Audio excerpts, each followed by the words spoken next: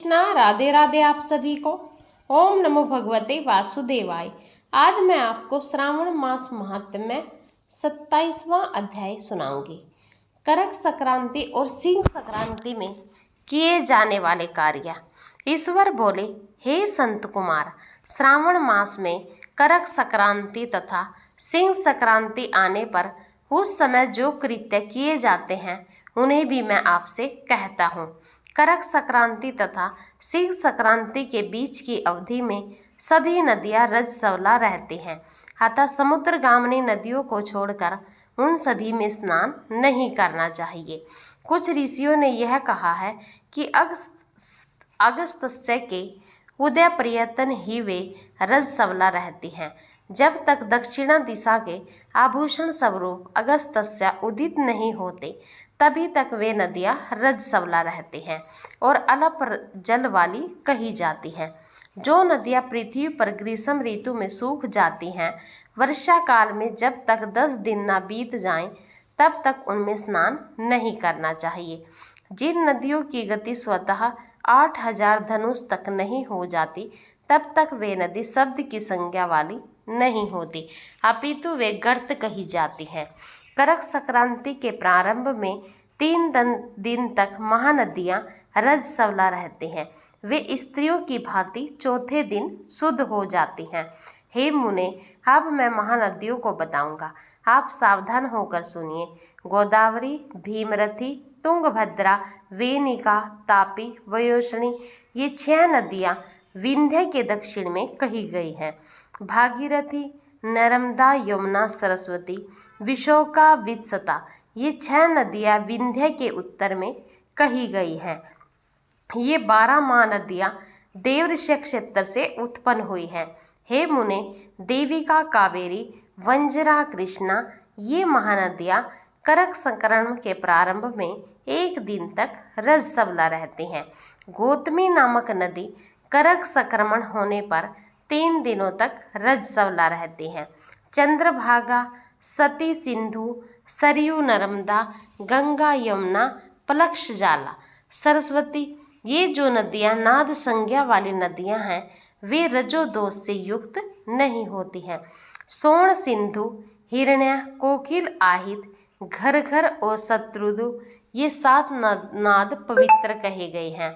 धर्म द्रव्यमयी गंगा, पवित्र यमुना तथा सरस्वती, ये नदियां गुप्त रजो दोष वाली होती हैं, अतः ये सभी अवस्थाओं में निर्मल रहती हैं। जल का यह रजो दोष नदी तट पर रहने वालों को नहीं होता है। रजो धर्म से दूषित जल भी गंगा जल से पवित्र हो जाता है। प्रसवावस्था वाली बकरियां, गाय, भैंसे व स्त्रियां और भूमि पर वृष्टि के प्रारंभ का जल, ये 10 रात व्यतीत होने पर शुद्ध हो जाते हैं। कुएं तथा बावली के अभाव में अन्य नदियों का जल अमृत हो जाता है। रजो धर्म से दूषित काल में ग्राम भोग नदी दोषमय नदी होती है। दूसरे के द्वारा भरवाए गए जल में रजो दोष नहीं होता है।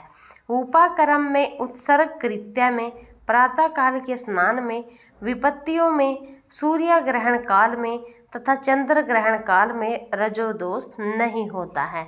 हे संत कुमार, अब मैं सिंह संक्रांति में गो प्रसव के विषय में कहूँगा। सिंह राशि में सूर्य के संक्रमण होने पर यदि गो प्रसव होता है तब जिसकी गाय प्रसव करती है उसकी मृत्यु 6 महीने में हो जाती है। मैं इसकी शांति भी बताऊंगा जिससे सुख प्राप्त होता है। प्रसव करने वाली उस गाय को उसी क्षण ब्राह्मण को दे देना चाहिए। उसके बाद घृत मिश्रित काली सरसों से होम करना चाहिए। इसके बाद बेहतियों से घृत में सिक्त तिलों की 1008 आहुतियाँ डालनी चाहिए। उपवास रखकर विप्र को प्रयत्न पूर्वक दक्षिणा देनी चाहिए। सिंह राशि में सूर्य के प्रवेश कर जाने पर जब गोष्ठ में गो प्रसव होता है तब कोई अनिष्ट अवश्य होता है। उसकी शांति के लिए शांति कर्म अनुष्ठान करना चाहिए। अश्यवाम, इस सूक्त से तथा द्विषणो, इस मंत्र से तिल तथा घृत से 108 आहुतियाँ डालनी चाहिए। और मृत्युंजय मंत्र से 10,000 आहुतियाँ डालनी चाहिए। उसके बाद श्री सूतक से अथवा शांति सूतक से स्नान करना चाहिए। इस प्रकार किए गए विधान से कभी भी भय नहीं होता है। इसी प्रकार यदि श्रावण मास में घोड़ी दिन में प्रसव करे, इसके लिए शांति कर्म करना चाहिए। उसके बाद दोष नष्ट हो जाता है। हे संत कुमार, अब मैं करक संक्रांति में, सिंह संक्रांति में तथा श्रावण मास में किए जाने वाले शुभ पर्द का दान का वर्णन करूंगा। सूर्य के करक राशि में स्थित होने पर घृत धेनु का दान तथा सिंह राशि में स्थित होने पर स्वर्ण सहित छत्र का दान श्रेष्ठ कहा जाता है तथा श्रावण मास में दान अति श्रेष्ठ फल देने वाला कहा गया है। भगवान श्रीधर की प्रसन्नता के लिए श्रावण मास में घृत कुंभ, घृत धेनु तथा फल विद्वान ब्राह्मण को प्रदान करने चाहिए। मेरी प्रसन्नता के लिए श्रावण मास में किए गए दान अन्य मासों के दानों की अपेक्षा अधिक अक्षय फल देने वाले होते हैं। 12 महीनों में इसके समान अन्य मास मुझको प्रिय नहीं है। जब श्रावण मास आने को होता है तब मैं उसकी प्रतीक्षा करता हूँ। जो मनुष्य इस मास में व्रत करता है वह मुझे परम प्रिय होता है, क्योंकि चंद्रमा ब्राह्मणों के राजा हैं, सूर्य सभी के प्रत्यक्ष देवता हैं। ये दोनों मेरे नेत्र हैं। करक तथा सिंह की दोनों संक्रांतियाँ जिस मास में पड़े उससे बढ़कर किसका महात्म्य होगा। जो मनुष्य इस श्रावण मास में पूरे महीने प्रातःकाल स्नान करता है वह 12 महीनों के प्रातः स्नान का फल प्राप्त करता है। यदि मनुष्य श्रावण मास में प्रातः स्नान नहीं करता है तो 12 महीनों में किए गए उसके स्नान का फल निष्फल हो जाता है। हे महादेव, हे दया सिंधु, मैं श्रावण मास में उषा काल में प्रातः स्नान करूंगा। हे प्रभु, मुझे विघ्न रहित कीजिए। प्रातः स्नान करके शिव जी की पूजा करके श्रावण मास की सत कथा का प्रतिदिन भक्ति पूर्वक श्रवण करना चाहिए।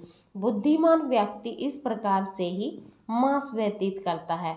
अन्य मासों की प्रवृत्ति पूर्णमासी प्रतिपदा से होती है, किंतु इस मास की प्रवृत्ति अमावस्या की प्रतिपदा से होती है।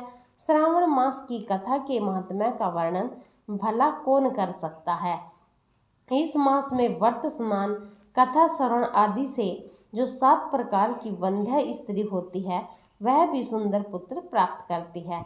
विद्या चाहने वाला विद्या प्राप्त करता है, बल की कामना करने वाले को बल मिल जाता है, रोगी आरोग्य प्राप्त कर लेता है, बंधन में पड़ा हुआ व्यक्ति बंधन से छूट जाता है, धन का अभिलाषी धन को पा लेता है, धर्म के प्रति मनुष्य का अनुराग हो जाता है तथा पत्नी की कामना करने वाला उत्तम पत्नी पति होता है। हे मानद, अधिक कहने से क्या प्रयोजन। मनुष्य जो जो चाहता है उसको पा लेता है और मृत्यु के बाद मेरे लोक को पाकर मेरे सानिध्य में आनंद प्राप्त करता है। कथा सुनने के बाद वस्त्र, आभूषण आदि से कथावाचक की विधिवत पूजा करनी चाहिए। जिसने वाचक को संतुष्ट कर दिया उसने मानो मुझ शिव को प्रसन्न कर दिया। श्रावण मास का महात्म्य सुनकर जो वाचक की पूजा नहीं करता, यमराज उसके कानों को छेदते हैं और वह दूसरे जन्म में बहरा होता है। अतः सामर्थ्य अनुसार वाचक की पूजा करनी चाहिए।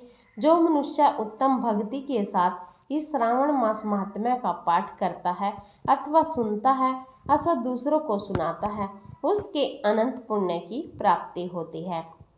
जय श्री कृष्णा, राधे राधे। आप सभी को आज श्रावण मास महात्म्य का 27वां अध्याय पूर्ण हुआ। वीडियो अच्छी लगी हो प्लीज़ एक लाइक ज़रूर कर दीजिएगा।